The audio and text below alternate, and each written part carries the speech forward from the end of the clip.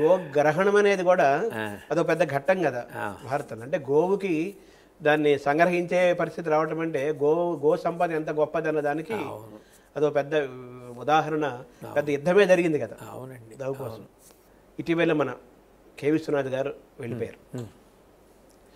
మీరు మామూలుగా ప్రవచనకర్త, భారత భాగవత రామాయణాలు, ఆదిశంకరాచార్యుల దగ్గర అన్నింటి మీద మీరు ప్రవచనాలు చెప్తారు, కోట్లాది మంది మీరు అభిమానిస్తారు.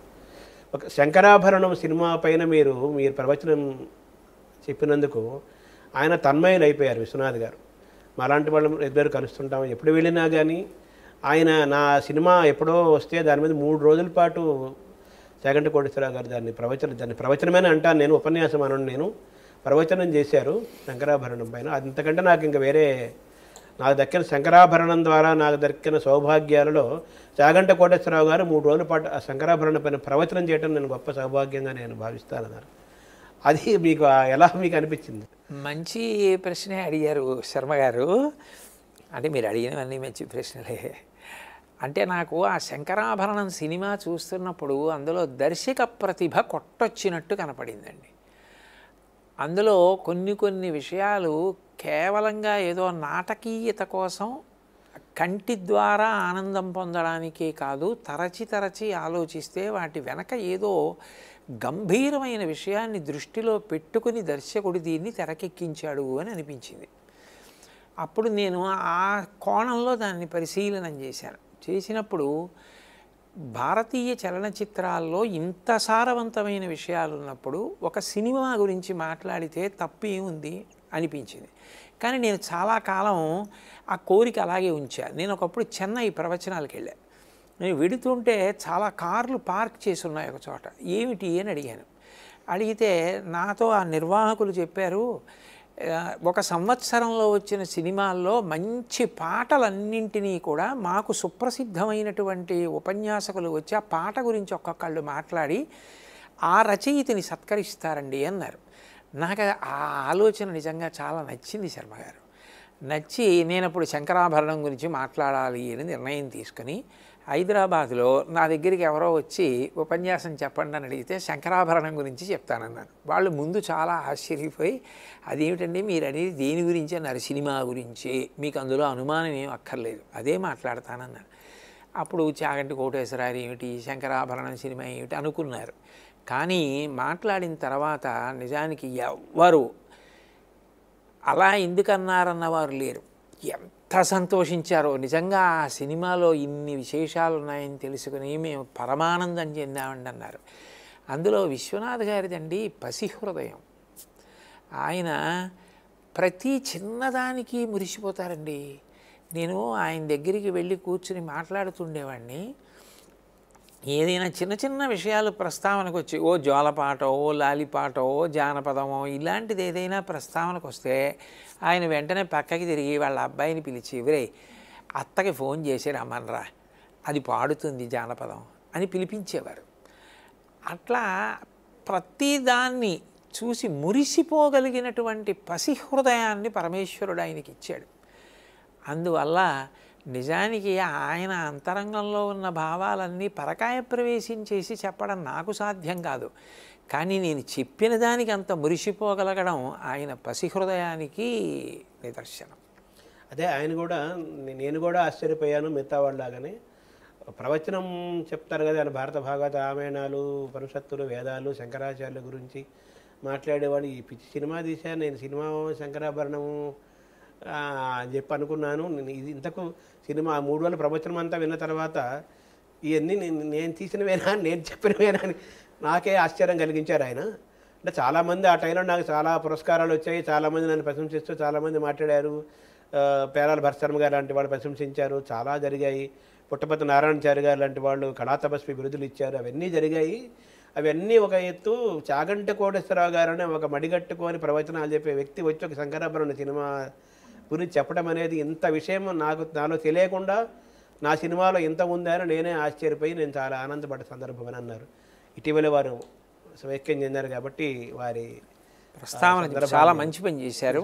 నిజంగా ఆ మహానుభావుడు సంతోషించారు. నాకు అంతకన్నా ఏం కావాలండి. 3 రోజులు కాదు, మనం సప్తాహం చేద్దాం, ఎన్ని రోజులైనా మాట్లాడచ్చు శంకరాభరణం గురించి. అసలు శంకరాభరణమే కాదు, విశ్వనాథ్ గారి ప్రతి సినిమా శంకరాభరణమే. విశ్వనాథ్ గారి సినిమాలన్నిటి గురించి మాట్లాడొచ్చు, అంత సరుకు, అంత సరంజామా, అంత భారతీయత అందులో ఉందని మీరు చెప్పారు. అవునవును, అందులో అసలు నాకు అనుమానం ఏం లేదు. సినిమా మొత్తం కాకపోయినా కొన్ని కొన్ని సినిమాల్లో కొన్ని కొన్ని విశేషాలు, కొన్ని కొన్ని మాటలు చాలండి. ఆ స్వర్ణకమలం సినిమాలో ఆగిన సాధన యోగము కాగా, ఎంత గంభీరమైన మాట. సాధన ఆగిపోతే సాధనాభ్రష్టుడు అంటారు, ఆయన కాదు, ఆగిన సాధన యోగము కాగా అన్నారు. ఆగిన సాధన కూడా యోగం అయిపోయింది. అలాంటివి నాకు ఎక్కడో గుండె లోతుల్లో తట్టినట్టు అనిపించి ఎంత ఆనందాన్ని ఇస్తాయో. అది విశ్వనాథ్ గారి సినిమాల్లో ఎక్కువ నాకు కనపడేవి. ఇప్పటికి చాలా సంతోషించి దాని గురించి మాట్లాడాను. మీరు ఆయన అంత సంతోషించారని చెప్పారు, నాకు ఇంకంతకన్నా కావలసింది ఏముంది శర్మ గారు. అలా ఈరోజు మనం విశ్వనాథ్ గారిని మనం ఈ విధంగా తలుచుకున్నాం. మహానుభావుడు, ఆయనకి నమస్కరించారు. తర్వాత మీ గురువు అమరేంద్ర ప్రసాద్ గారు, వారి యొక్క ప్రభావము, ప్రేరణ మీ పైన ఎలా, మీరు వారికి వారి హృదయానికి మీరు ఎలా దగ్గరయ్యారు, మీ హృదయానికి వారు ఏ విధంగా ప్రభావితం చూపించారు? మా గురువు గారు మల్లంపల్లి అమరేశ్వర ప్రసాద్ గారండి. వారు కూడా విశ్వనాథ్ గారి కన్నా కొద్దిగా ముందర శివైక్యం చెందారు ఈ మధ్యని. ఆయన నిజంగా నా జీవితంలో అకస్మాత్తుగా ప్రవేశించినటువంటి వ్యక్తి. నేను ఒక ఇంట్లో అద్దెకు ఉండేవాడిని. పక్కనే ఉన్న ఒక పాఠశాలలో ఆయన తెలుగు పాఠం చెప్పేవారు ఉపాధ్యాయుడిగా. అప్పుడప్పుడు మా ఇంటికి మంచినీళ్ళ కోసం వస్తుండేవారు ఆయన.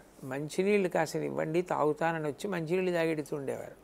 ఆ వచ్చినప్పుడు కూర్చుంటే మంచి మంచి పద్యాలు చదువుతుండేవారు. మా అమ్మగారికి భాగవతం చాలా ఇష్టం. ఆయన వచ్చినప్పుడు, బాబు మీకు ఇబ్బంది లేకపోతే ఒక పద్యం చదవరా అనేది అడిగి కాస్త మజ్జిగో ఏదో ఇస్తుండేది. ఆయన పరమ ప్రేమైకమూర్తి. మా అమ్మకి ఇష్టమని ఆయన ఒకటి రెండు పద్యాలు చదివి వెళ్ళిపోతుండేవారు. తర్వాతి కాలంలో అది ఈశ్వరుడు యొక్క శాసనం, వారే నాకు ఉపదేశం చేశారు, గురుస్థానంలో ఉన్నారు.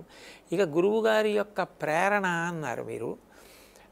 ఆయన చేసేటటువంటి పూజా విధానం, ఆయన ఒక పద్యాన్ని అనుభవించే విధానం, ఆయన ఏదైనా చదివితే ఎంత మమేకమై చదువుతారు, ఇవి నన్ను బాగా ప్రభావితుణ్ణి చేశాయి. అంటే అప్పుడు మీకు ఎంత వయసు?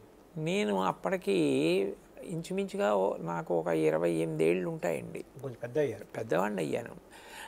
ఆయన నాకు అది బాగా నేర్పారు. చదవడం అంటే కేవలం చదవడం కాదు, చదవడం అనుభవించడం అన్న మాటకి దగ్గరగా తీసుకెళ్ళడంలో మా గురువుగారి యొక్క ప్రభావం నా మీద బాగా ఉంది.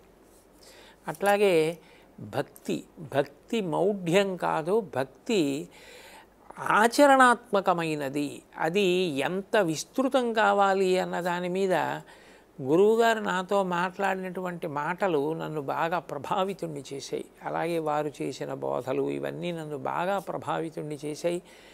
వారు నాకు బోధ చేసినటువంటి విధానం, ఏదైనా ఒక విషయం చెప్పేటప్పుడు ఆయన ఎంత అనుభవించి చెప్పేవారో అది నన్ను బాగా ప్రభావితుణ్ణి చేసింది. ఆ పంథాయే నన్ను ఇప్పటికీ ఆ మార్గంలోనే అట్లా నడిపిస్తోంది. అంటే మీరు ఏదైనా కానీ ఒక వాక్కుని, ఒక వాగ్గేయకార కీర్తనైనా, ఒక త్యాగరాజ కృతినైనా, లేదా ఒక పోతన పద్యాన్నైనా, దుర్జటి శతకాన్నైనా, సినిమా పాటనైనా, మాటనైనా, మామూలు వ్యక్తులు మాట్లాడే మాట ఏదైతే మిమ్మల్ని ప్రభావితం చేస్తుందో, ఆ వాక్కు నచ్చుతుందో మీకు, దాన్ని పూర్తిగా అనుభవించి, రంగరించి, పల్లవించి మాట్లాడటం అనేది అమరేశ్వర ప్రసాద్ గారి ద్వారా మీరు పొందారు. తర్వాత దాన్ని మీరు సొంతం చేసుకున్నారు ఆ లక్షణాన్ని. అంటే ఒక రకంగా ఈ ప్రవచన వాతావరణంలోకి రావడానికి కూడా అదేమన్నా ఒక మార్గం చూపించిందని అర్థం? లేదండి, అసలు నేను ప్రవచనం చేద్దాము అన్న ఆలోచన నాకు ఎప్పుడూ లేదు. అసలు నేను అట్లా ఎప్పుడు అనుకోలేదు ప్రవచనాలు చేద్దామని. అనుకోకుండా ప్రవచనంలోకి వచ్చాను. అది గురువుగారి ప్రభావం నా మీద ఎంతసేపు కూడా ఆలోచన విధానానికి, నేను పూజ చేసుకునే విధానానికి, నేను పుస్తకాన్ని చదివే విధానానికి పరిమితం అవుతుంది అని నేను అనుకునేవాడిని. కానీ అనుకోకుండా ఈ ప్రవచన రంగంలోకి వచ్చాక అనుభవమే వాక్కుగా వస్తుంది కాబట్టి దాని ప్రభావం ప్రవచనం మీద కూడా పడిపోయింది. వాగ్వైభవం అయింది. అంతేనండి. అది వారి ఆశీర్వచనం.